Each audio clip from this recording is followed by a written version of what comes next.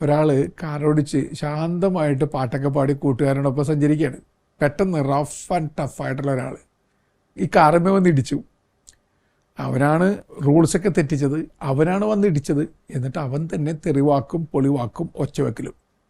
അപ്പോൾ ഈ പയ്യൻ ഒന്നും മിണ്ടാതെ താങ്ക് യു പറഞ്ഞുകൊണ്ടിരിക്കുകയാണ്. ഇയാൾ തെറി പറയുമ്പോൾ താങ്ക് യു. എന്നിട്ട് അവസാനം ഗോഡ് ബ്ലെസ് യു എന്ന വീട്ടിൽ കൈ ഉയർത്തി. സുഹൃത്തിന് അങ്ങേറ്റം ദേഷ്യം വന്നു. അവൻ പറഞ്ഞു, ആ റാസ്കൽ, ബ്ലഡ് റാസ്കൽ, അവൻ വന്നിട്ട് റൂൾസൊക്കെ തെറ്റിച്ച് നമ്മുടെ വണ്ടിയിൽ വന്ന് ഇടിച്ചു. എന്നിട്ട് അവൻ തെറി പറഞ്ഞപ്പോൾ നീ താങ്ക് യു എന്ന് പറഞ്ഞുകൊണ്ടിരിക്കുന്നു. നീ എന്നിട്ട് ഗോഡ് ബ്ലെസ് യു എന്ന് പറഞ്ഞിട്ട് കൈ ഉയർത്തുന്നു. നിനക്കെന്താണ്? നിനക്ക് വയ്യേ ചോദിക്കുകയാണ്. അപ്പോൾ ഈ ചങ്ങാതി പുഞ്ചിരി മാറാത്ത മുഖത്തോടുകൂടി പറഞ്ഞു, അവനൊരു ചവറ് വണ്ടി പോലെയാണ്.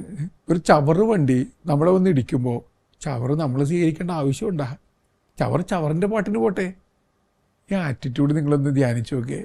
ചില മനുഷ്യർ ചവറ് വണ്ടി പോലെയാണ്. അവരുടെ അകത്ത് ഫ്രസ്ട്രേഷൻ്റെയും റിഗ്രറ്റുകളുടെയും നിരാശയുടെയും നിഷേധാത്മകതകളുടെയും നിറയെ ചവറാണ്.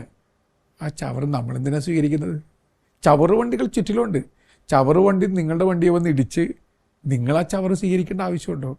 നിങ്ങളൊരു നന്ദി കൊണ്ട് ചിലപ്പോൾ അഴുക്കുള്ള ഒരു സാധനത്തെപ്പോലും അഴകുള്ള ഒന്നാക്കി മാറ്റിയെന്ന് വരാം. ഇത് ജീവിതത്തിൻ്റെ ഒരു പ്രമാണമായിട്ട് സ്വീകരിക്കുന്നത് വളരെ നന്നായിരിക്കും.